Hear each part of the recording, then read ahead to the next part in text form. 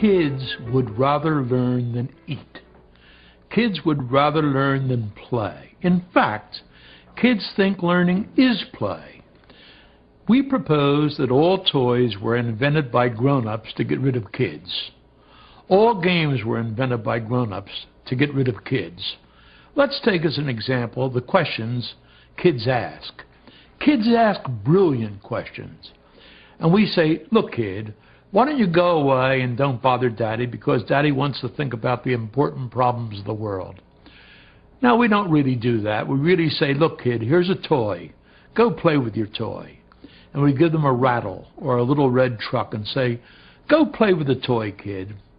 Then watch what happens. The kid plays with it for about 90 seconds.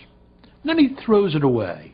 We say, see, little kids, little minds, little brains, little attention span. I'm big. I've got a big body and a big mind and a long attention span. I pray you, do it again and watch what actually happens. There are 5 ways to learn about the world.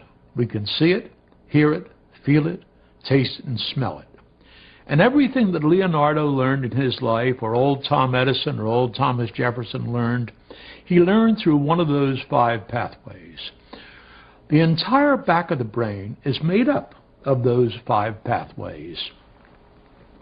If you drew a line right up here, everything behind that has to do with incoming information. Everything in front of it has to do with outgoing motor response. Now, give a kid something he hasn't seen before and watch what actually happens. First, he looks at it. That's why toys are made with bright colors. Then he rattles it. That's why toys make noises. Then he feels it. That's why toys don't have sharp edges. Then he tastes it. That's why toys are made with non-poisonous colors. And then, by gosh, he smells it. We haven't figured out how toys ought to smell, so they don't smell at all.